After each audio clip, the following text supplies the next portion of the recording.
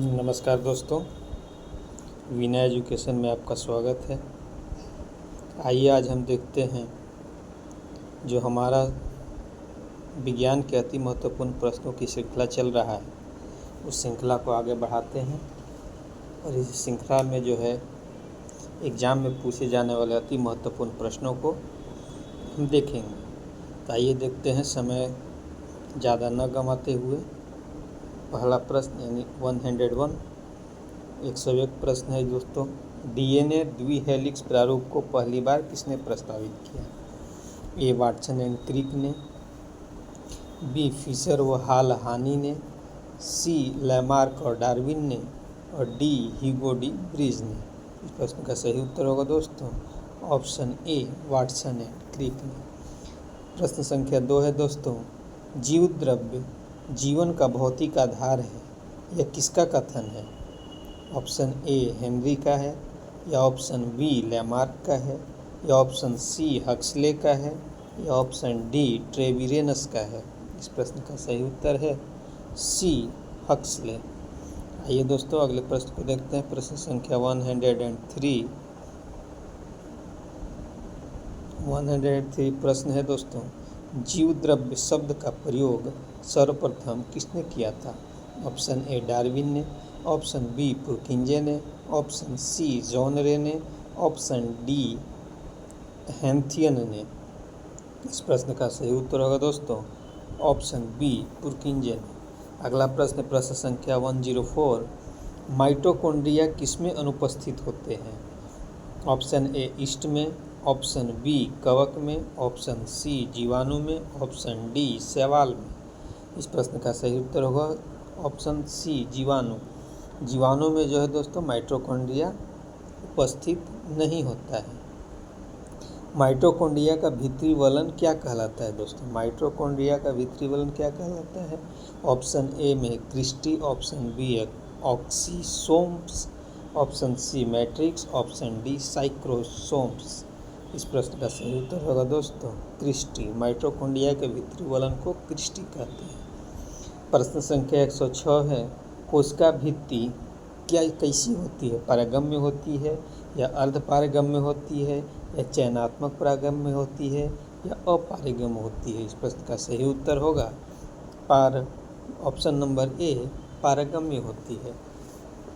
अगला प्रश्न देखते हैं दोस्तों। प्रश्न संख्या 107, लाइसोसोम कार्य करते हैं।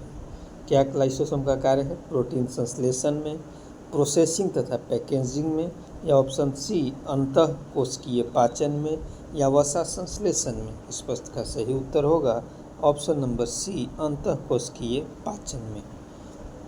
अगला प्रश्न प्रश्न संख्या 108, कौन सा अंगक प्रायः जंतु कोशिका में उपस्थित नहीं होता है? ए लवक, बी गोल्गी काय, सी माइटोकॉन्ड्रिया, डी अंतःप्रबंध जाली। इस प्रश्न का सही उत्तर होगा दोस्तों ऑप्शन ए लवक। अगला प्रश्न है प्रश्न संख्या 109, प्रोग्राम्ड सेल डेथ का कोशिकीय एवं आणविक नियंत्रण क्या कहलाता है? दोस्तों ये वर्ड है programmed cell death, scientific word है। इसका मतलब पूछेगा डायरेक्ट एग्जाम में दोस्तों, यही पूछता है कि प्रोग्राम सेल डेथ कौन सी प्रक्रिया है? ए एपोप्टोसिस, बी एजिंग, सी डीजेनरेशन, डी निक्रोसिस। इस प्रश्न का सही उत्तर होगा दोस्तों ऑप्शन नंबर ए एपोप्टोसिस। आइए दोस्तों देखते हैं अगले प्रश्न को। प्रश्न संख्या 110, प्रश्न संख्या 110 में क्या कहता है दोस्तों? तो प्रश्न संख्या 110 है, कौन सा कोशिकांग प्रोटीन संश्लेषण में प्रमुख भूमिका निभाता है? लाइसोसोम एवं सेंट्रोसोम, या ऑप्शन बी एंडोप्लाज्मिक रेटिकुलम एवं राइबोसोम, गोल्गी बॉडी एवं माइटोकॉन्ड्रिया, लाइसोसोम एवं माइटोकॉन्ड्रिया। इस प्रश्न का सही उत्तर होगा option number B endoplasmic reticulum एवं राइबोसोम है प्रोटीन संश्लेषण में प्रमुख भूमिका निभाता है। अगला प्रश्न प्रश्न संख्या 111, निम्नलिखित में कौन सा कोशिकांग डीएनए रखता है? यानी कोशिका के कौन से अंग में डीएनए पाया जाता है? ए माइटोकॉन्ड्रिया में, बी गोल्गी बॉडी में, सी लाइसोसोम में, एवं डी सेंट्रियोल में। इस प्रश्न का सही उत्तर होगा दोस्तों ऑप्शन नंबर ए, माइटोकॉन्ड्रिया में। अगला प्रश्न है प्रश्न संख्या 112। गोल्गी काय का प्रमुख कार्य क्या है?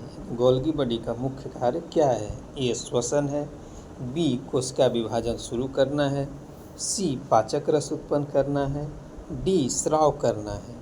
इस प्रश्न का सही उत्तर होगा दोस्तों ऑप्शन नंबर डी, स्राव करना। अगला प्रश्न प्रश्न संख्या 113। किसकी उपस्थिति के कारण किसी पादप कोशिका और पशु कोशिका में अंतर पाया जाता है? ए, क्लोरोप्लास्ट, बी, कोशिका भित्ति, सी, कोशिका कला एवं डी, केंद्रक। इस प्रश्न का सही उत्तर होगा दोस्तों क्लोरोप्लास्ट एवं कोशिका भित्ति दोनों जो है पादप कोशिका में पाया जाता है, बल्कि जंतु कोशिका में नहीं पाया जाता है। अगला प्रश्न है दोस्तों प्रश्न संख्या 114। निम्नलिखित में से किसने यह मूल अवधारणा प्रस्तुत की थी कि सभी जीव कोशिकाओं के बने हुए हैं?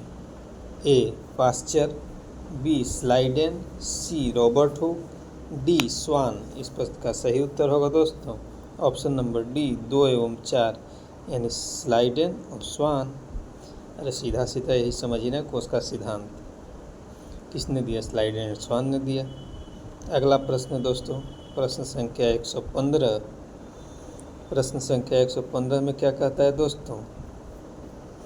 80% से अधिक सेल में पाया जाने वाला पदार्थ कौन सा है? प्रोटीन है या जल है या खनिज है या हाइड्रोलाइटिक एंजाइम है? इस प्रश्न का सही उत्तर होगा ऑप्शन नंबर बी, जल। अगला प्रश्न प्रश्न संख्या 116। परासरण की परिभाषा है। क्या परासरण की परिभाषा है? एक अर्धपारगम्य कला में होकर विलय का प्रवाह, या ऑप्शन बी, कला के बगैर जल का प्रवाह, या ऑप्शन नंबर सी, अर्धपारगम्य कला में होकर कम से अधिक सांद्रता की ओर विलायक का प्रवाह। परासरण की परिभाषा क्या है दोस्तों कि अर्धपारगम्य झिल्ली से होकर के कम से अधिक सांद्रता की ओर जो है जल प्रवाह करती है। अगला प्रश्न है दोस्तों प्रश्न संख्या 117। अधिक लवण वाले विलयन में एक कोशिका को रखने पर वह सिकुड़ जाती है। काहे सिकुड़ जाती है?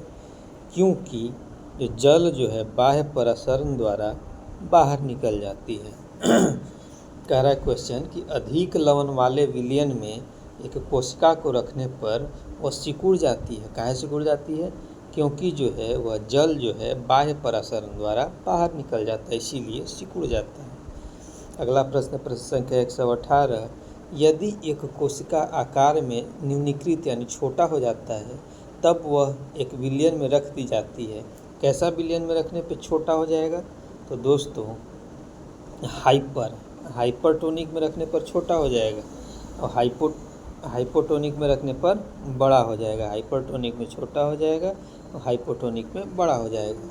एक कोशिका आयतन में बढ़ती है। अगला प्रश्न प्रश्न संख्या 119। एक कोशिका आयतन में बढ़ती है जब यह रखी जाती है। कहाँ, कौन सा, कैसा विलयन में रखी जाती है? तो एक अल्प पराशरी विलयन में रखी जाती है, आयतन बढ़ेगा, और अति पराशरी में रखा जाएगा तो आयतन घटेगा। अगला प्रश्न प्रश्न संख्या 120। बीज फूलते हैं जब जल में रखे जाते हैं। क्या रखे जाते हैं? जब कैसा जल में रखा जाएगा तो बीज फूला गया, बीज फूलेगा। काहे? बीज क्यों फूलेगा? अंतःशोषण के कारण। बीज के केस में दोस्तों परासरण और विसरण नहीं मारिएगा। बीज के केस में क्वेश्चन पूछेगा तो कारण अंतःशोषण होता है। आइए दोस्तों देखते हैं अगले प्रश्न को। प्रश्न संख्या 121। प्रश्न संख्या 121 में कहता है दोस्तों लकड़ी के बने दरवाजे का वर्षा ऋतु में फूलना। वर्षा ऋतु में जो है लकड़ी का बना दरवाज़ा क्यों फूल जाता है? तो इसका भी जो दोस्तों वही आंसर होगा जो बीज के केस में था, अंतःशोषण के कारण। बीज क्यों फूलता है? अंतःशोषण के कारण। और लकड़ी के बने दरवाज़ा क्यों फूलते हैं? तो अंतःशोषण के कारण। आइए दोस्तों देखते हैं अगला प्रश्न प्रश्न संख्या 122। उर्वरकों का अतिरिक्त मात्रा में प्रयोग पौधे की मृत्यु का कारण बनता है। ज़्यादा उर्वरक दे देने पे पौधा की मृत्यु हो जाती है। तो इसका क्या कारण है? साइंटिफिक क्या रीजन है? ऐसा क्या चीज़ हुआ जो पौधा मर गया ज़्यादा बीज उर्वरक देने से? इस प्रश्न का सही उत्तर होगा दोस्तों बाह्य परासरण के कारण। अगला प्रश्न है दोस्तों, प्रश्न संख्या 123, केंद्रक के विभाजन को क्या कहते हैं? Option A cytokinesis, option B crossing over, option C karyokinesis, option D pachytene. इस प्रश्न का सही उत्तर होगा दोस्तों ऑप्शन सी कैरियोकाइनेसिस। कैरियोकाइनेसिस केंद्रक विभाजन और कोशिका द्रव्य विभाजन साइटोकाइनेसिस। अगला प्रश्न है दोस्तों, प्रश्न संख्या 124, शरीर के वृद्धि एवं मरम्मत हेतु कौन सा कोशिका विभाजन उत्तरदायी है? अर्धसूत्री, समसूत्री या अर्धसूत्री? अर्धसूत्री कोई होता ही नहीं है दोस्तों। इस प्रश्न का सही उत्तर होगा समसूत्री। समसूत्री में शरीर के वृद्धि और अर्धसूत्री से जो है जेनेटिक यानी ओभा और स्पर्म। अगला प्रश्न है प्रश्न संख्या 125, कशेरुकी के वृषण में शुक्राणु का निर्माण। आ ही गया दोस्तों क्वेश्चन। इस क्वेश्चन का जो उत्तर जो है आप कमेंट बॉक्स में बताइएगा, क्योंकि इसका डिस्कशन हम लोग प्रश्न संख्या 124 में कर दिए। अगला प्रश्न है प्रश्न संख्या 126, माइटोसिस में सबसे ज़्यादा समय में पूर्ण होने वाली अवस्था कौन सी है? तो इस प्रश्न का सही उत्तर होगा दोस्तों ऑप्शन ए प्रोफेज जो है कि पूर्ण होने में सबसे ज़्यादा समय लगती है। आइए दोस्तों देखते हैं अगले प्रश्न को। प्रश्न संख्या 127, प्रश्न संख्या 127 में क्या कहता है दोस्तों? पादप कोशिका में साइटोकाइनेसिस किसकी सहायता से होता है?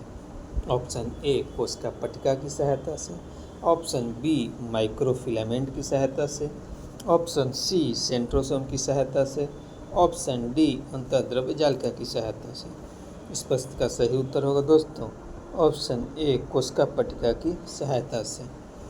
अगला प्रश्न प्रश्न संख्या 128, माइटोसिस के सबसे कम समय में पूर्ण होने वाली अवस्था कौन सी है?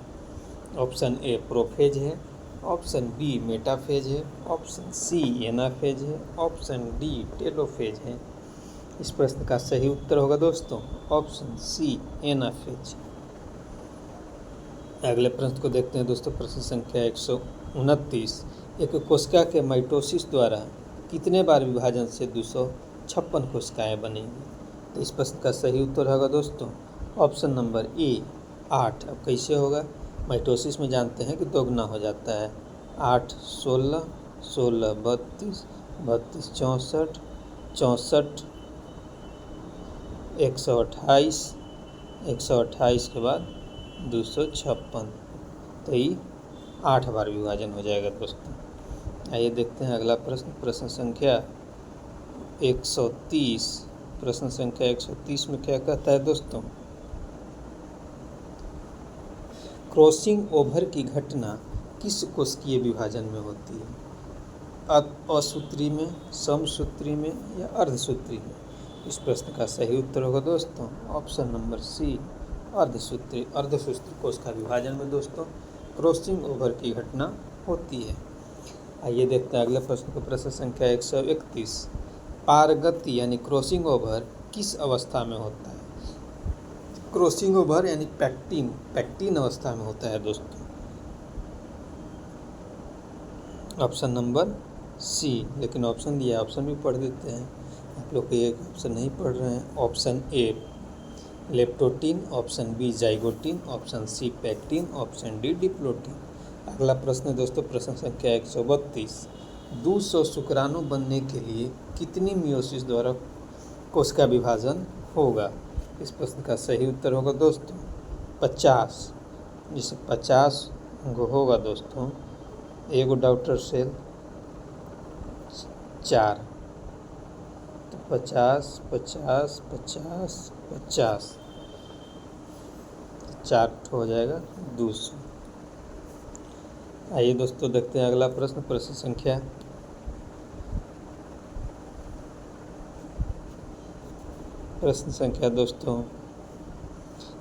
133, टेलोफेज की विपरीत अवस्था कौन सी होती है दोस्तों?